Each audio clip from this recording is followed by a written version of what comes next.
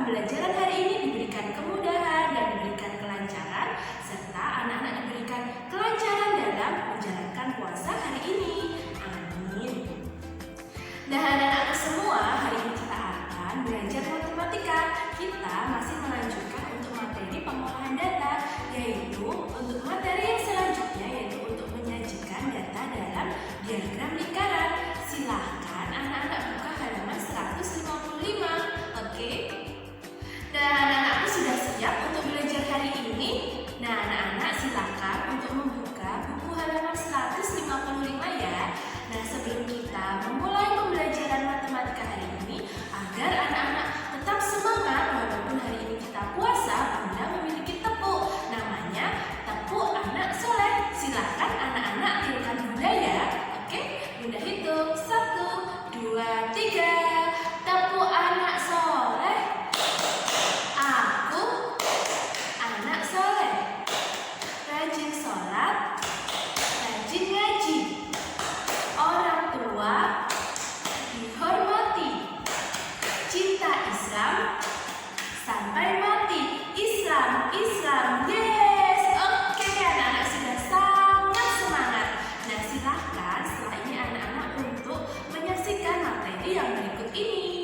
Baik, anak-anak Bunda yang solih dan solihah, hari ini kita akan belajar matematika bersama Bunda Ima. Nah, hari ini kita akan belajar dengan materi menyajikan data dalam diagram lingkaran. Anak-anakku sudah siap? Yuk silahkan siapkan buku matematikanya dan alat tulisnya ya. Nah, anak-anak, Bunda mau tanya, apakah anak-anak masih ingat apa itu diagram lingkaran? Ya, betul, diagram lingkaran adalah salah satu penyajian data dengan menggunakan gambar yang berbentuk lingkaran. Bagian-bagian dari daerah lingkaran menunjukkan bagian-bagian atau presentase dari keseluruhan. Oke, anak-anakku sudah ingat? Nah, kita lanjut ya. Selanjutnya, anak-anak tahu tidak bagaimana cara menyajikan data pada diagram lingkaran? Nah, yang pertama yaitu menggambar sebuah lingkaran dengan ukuran sembarang. Jadi anak-anak bisa menggambar dengan lingkaran yang kecil ataupun lingkaran yang besar.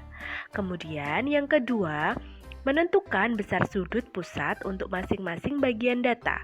Besar sudut ditentukan sesuai perbandingan tiap bagian data terhadap keseluruhan data. Kemudian yang ketiga, membagi lingkaran menjadi juring-juring berdasarkan besar sudut setiap data. Oke, anak-anakku sudah paham? Yuk kita simak dengan menggunakan contoh soal. Silakan anak-anak perhatikan contoh yang berikut ini. Hasil pertanian di suatu daerah pada tahun 2005 yaitu padi sebanyak 4 kuintal, jagung sebanyak 3 kuintal, dan kedelai sebanyak 2 kuintal. Tentukan diagram lingkaran dari data tersebut. Oke anak-anakku, silahkan anak-anak simak penyelesaian dari Bunda yang berikut ini. Nah, penyelesaiannya antara lain sebagai berikut. Nah, mula-mula tentukan total hasil pertanian. Total hasil pertanian sama dengan padi ditambah jagung ditambah kedelai sama dengan 4 ditambah 3 ditambah 2 sama dengan 9 kuintal. Kemudian selanjutnya sajikan diagram lingkaran dalam bentuk derajat atau presentase. Nah, yang pertama kita akan menyajikan dalam bentuk derajat. Nah, yang pertama kita menentukan besar sudut pusat juring dari masing-masing kategori data. Nah, yang pertama kita mencari sudut padi dengan cara 4/9 dikali 360 derajat sama dengan 160 derajat. Kemudian sudut jagung yaitu 3/9 dikali 360 sama dengan 120 derajat. Dan yang terakhir sudut kedelai 2/9 dikali 360 derajat sama dengan 80 derajat. Oke, anak-anakku sudah paham? Nah, kita sajikan dalam bentuk diagram lingkaran dalam bentuk derajat sebagai berikut. Nah, kedelai 80 derajat, jagung 120 derajat, kemudian padi 160 derajat. Oke, kita lanjut. Nah, selanjutnya kita sajikan diagram lingkaran dalam bentuk persen. Nah, yang pertama kita menentukan besar persentase dari masing-masing kategori data. Nah, yang pertama, untuk mencari persentase padi yaitu caranya 4/9 dikali 100% sama dengan 44,4%. Kemudian untuk persentase jagung yaitu 3/9 kali 100% sama dengan 33,3%. Kemudian persentase kedelai yaitu 2/9 dikali 100% sama dengan 22,2%. Oke, anak-anakku sudah paham?